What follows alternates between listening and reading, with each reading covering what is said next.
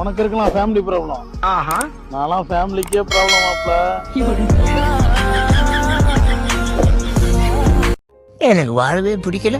வீட்டுல டெய்லி பிரச்சனை. என்னடா சொல்றேன்? எதுக்கு எடுத்தாலும் கத்துறான். எதுக்கு கத்துறாலும் எனக்கும் தெரியல, அவளுக்கும் தெரியல. சரி விட்றா, எல்லாம் சரியாயிடும், பாத்துக்கலாம். இல்ல மச்சான், பால் பொங்கிச்சுனாலும் குழம்பு சட்டி அடி பிடிச்சிச்சுனாலும் யார் கறி கடைக்காரன் ஈரன் கொடுக்குனா கூட கெட்டு வாங்குறது நான் தாண்டா. கல்யாணம் பொண்ணு லைஃப் நல்லா இருக்கும்னு சொன்னாங்க. ஆனா மண்டபத்துக்காரன், பந்தல்காரன், சமையல்காரன் இவனுங்களை எடுத்தா நல்லா இருக்கு. ஐயரை விட்டுட்டியா மச்சான்? நான் சாகணும்னு நினைக்கிறப்பலாம் என் மச்சான தான் நினைச்சு பாப்பேன். இந்த நாயே உயிரோடு இருக்கிறப்போ எனக்கு என்ன கேடு? நான் சந்தோஷமா ஹாப்பியா இருப்பேன். நான் டேய், இங்க என்னடா பண்ற? உன்னை எங்கெல்லாம் தெரியுமா? இங்க வந்து உட்காந்துருக்க. ஏன்டா டிப்ரெஷனா ஸ்டேட்டஸ் போட்டிருக்க? உனக்கு டிப்ரெஷனா இருந்தா எனக்கு டெக்ஸ்ட் பண்ண வேண்டியதானே? இல்ல வானம், ஏன் நீ ரிப்ளை பண்ணாம இன்னும் டிப்ரெஷன் ஆகிடுவ.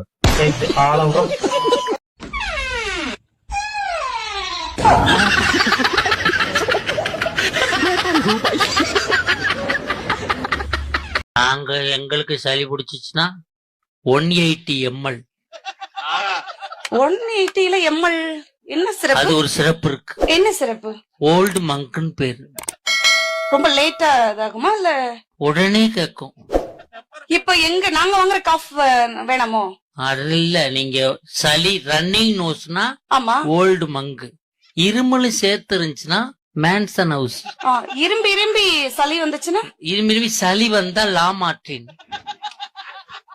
என்ன சார்? வேற என்ன பிரச்சனைன்னு சொல்லுங்க, நான் மெடிசன் படிச்சிருக்கேன். டிசென்ட்ரினா சார்? டிசென்ட்ரினாவா? ஆமா சார். டிசென்ட்ரினா பக்காடி லெமன். ஓ, லெமன் போட்டா, லெமன் ஜூஸ் போட்டா சரியாயிடும். ஓகே. சத்யாக்கல மூட்டு வலி, கை கால் ஜுனோ. டயட்ல இருக்கிற மாதிரி ஒரு சிறப்பு சொல்லுங்க சார். Black gold. ஏன் எல்லாம் சிரிக்கிறாங்க? அவங்களுக்கு இந்த சிறப்பு தெரியும். மெடிக்கல்ல நம்ம சந்தோஷமா இருந்தாலும் நம்ம ஸ்டேட்டஸ் வைக்கும் போது சோகமா தான் வைக்கணும். ஏன் தெரியுமா? அப்பதான் அதை நம்ம சொந்தக்காரங்க பார்த்துட்டு அவங்களும் சந்தோஷப்படுவாங்க.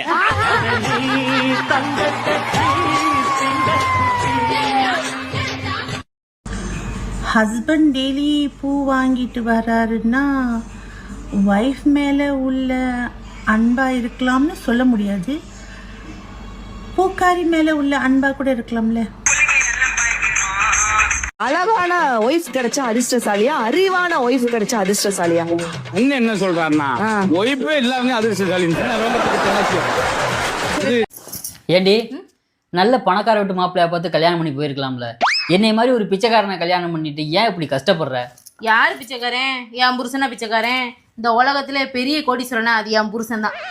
ஏக்கர் கணக்குல சொத்து வச்சிருக்கான் பாரு, அவனா பெரிய கோடீஸ்வரன் கிடையாது. என்ன முழுக்க பொண்டாட்டியவே மனசுல வச்சிருக்க என் புருஷன் தான் எப்போதுமே எனக்கு கோடீஸ்வரன். உனக்கு இப்பவே ஏதாவது பண்ணணுமே என் மனசு துடிக்குதுடி. ஒண்ணு வேணாம், 3 பரோட்டா மட்டும் போதும். அதுக்கு தாண்டி காசு இல்லாம உட்காந்துருக்கேன். பிச்சைக்கார முதேவி. அவ என்ன கல்யாணம் பண்ணியிருந்தா கூட சந்தோஷமா இருந்திருப்பாடா. அவளை ரேஷன் கடையில பார்த்த உடனே செத்துட்ட மச்சான். சரி விடு மச்சான், ஃபர்ஸ்ட் நீ அங்க போன? பாம் ஆயில் வாங்க போயிருந்த.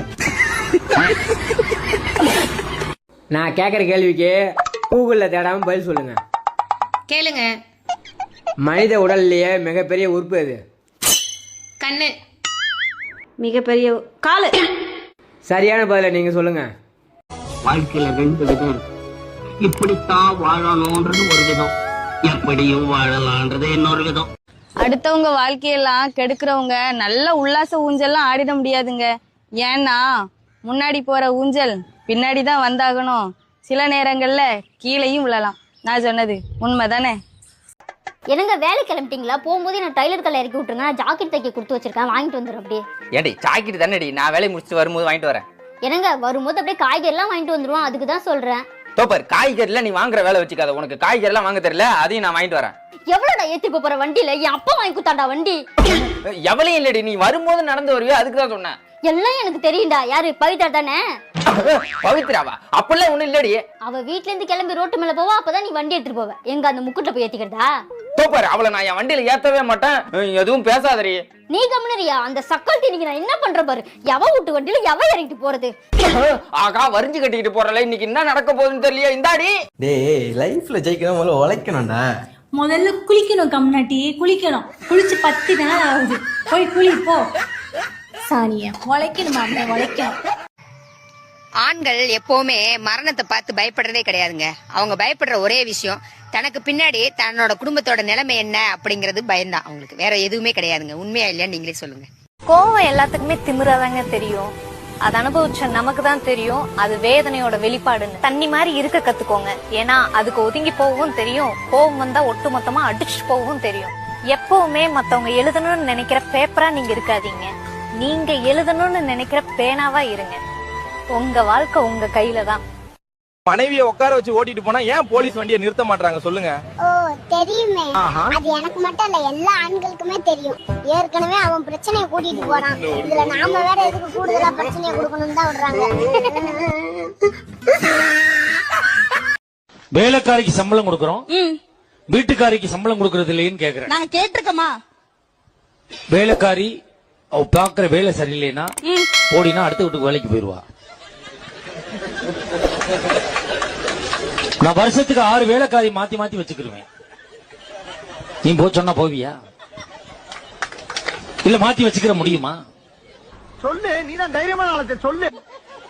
உங்க அப்பனே இங்க அனுப்பிட்டான்.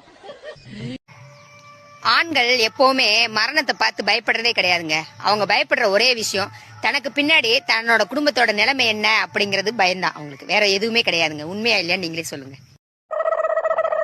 ஏங்க நீங்க ரொம்ப அழகா இருக்கீங்க. Thank you.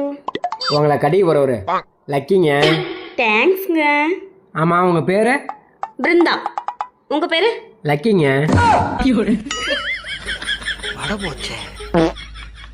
சம்பளம் 10,000 தானே? 10,000 தான். மாசம் மாசம் தானே? மாசம் மாசம் கொடுத்துருவாங்க. என்ன வேலை? அண்ணே கப்பல்ல எல்லாரும் ஏறி உட்காருவாங்களா? கப்பல் தண்ணிக்குள்ள போயிட்டே இருக்குமா? ஓ திடீர்னு இன்ஜின்ல கோளாறானா நான் என்ன செய்யணும்? அதுவா சரியான பரவாயில்ல. தப்பி தவறி நடு கடல்ல நின்னு போச்சுன்னா நீங்க இறங்கி தள்ளணும். கடல்ல இறங்கி நான் தள்ளனா என் சம்பளத்தை யாரு வாங்குறது? அதுக்கு தான் நான் இருக்கேன், நான் வாங்கிக்கிறேன். வாங்கிக்கோ.